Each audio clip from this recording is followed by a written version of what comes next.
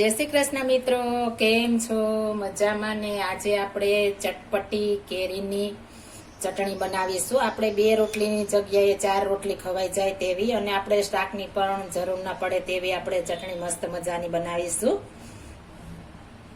આ ચટણી બનાવવા માટે મેં કેરી લીધી છે. આપણે કેસર કેરી આવે તે મેં 4 કેરી લીધી હતી, અને આપણે આ ગોઠલીનો ભાગ કાઢીને આપણે નાના નાના ટુકડા કરી લીધા છે.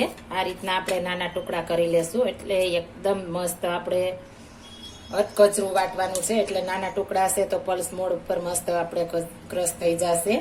અને અડધો ઇંચ આપણે આદુ લીધું છે, અને 2 થી 3 લસણની આપણે લીલું લસણની કળી આવે છે મોટી તે લીધી છે.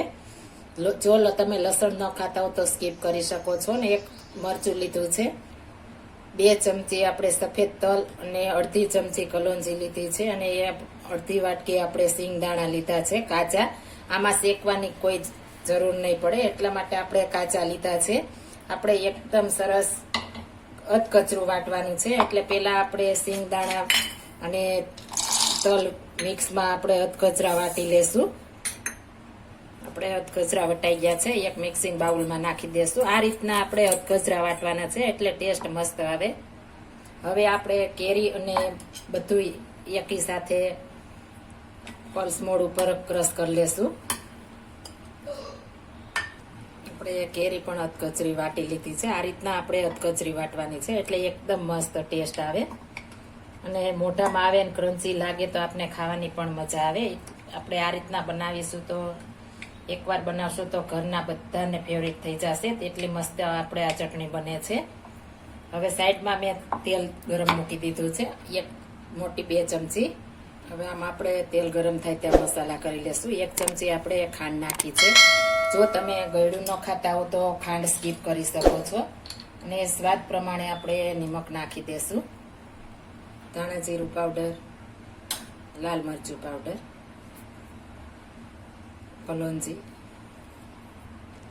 આ બધું સરસ પેલા મિક્સ કરી લેશું આપણે તેલ ગરમ થાય ત્યાં સુધી.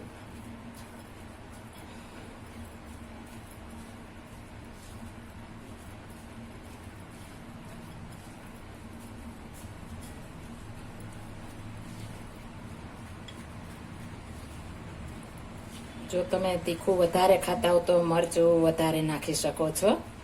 મારા ઘરમાં મીડિયમ તીખું ખાય છે એટલે મરચું મેં મોડું નાખ્યું છે.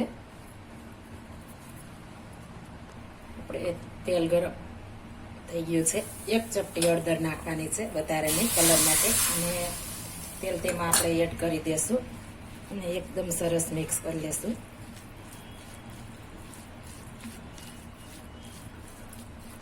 આપણે ઉપરથી ફ્રેશ લીલા ધાણા ભાજી નાખી દેશું. અને આપણે આ ચટણી હશે તો તમારે શાકની જેની પણ જરૂર નહીં પડે, અને આપણે આ ભાત સાથે પણ ખાઈ શકીએ છીએ દાળની જગ્યાએ.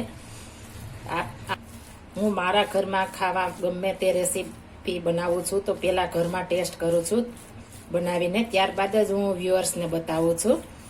આ રીતના ચટણી આપણી મસ્ત મજાની તૈયાર થઈ ગઈ છે.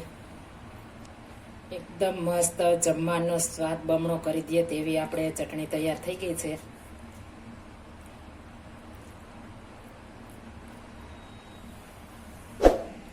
આપણે ઉનાળામાં આ રીતના ચટણી બનાવીને ખાધી હશે તો આપણે જરા પણ લૂ નહીં લાગે, શરીરમાં પણ આપણે કામ આપે છે.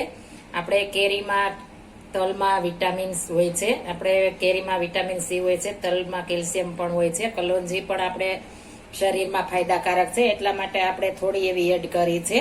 તો આ રીતના તમે જરૂર ટ્રાય મારજો, અને આ ચટણી તમે ખાશો તો જરા પણ લૂ નહીં લાગે. જો આ મારી રેસીપી પસંદ આવી હોય તો મારી ચેનલ લાઈક, શેર અને સબસ્ક્રાઇબ કરી દેજો. ફરી મળીશું નવી રેસીપી લઈને. જય Shri Krishna. Thank you for watching guys.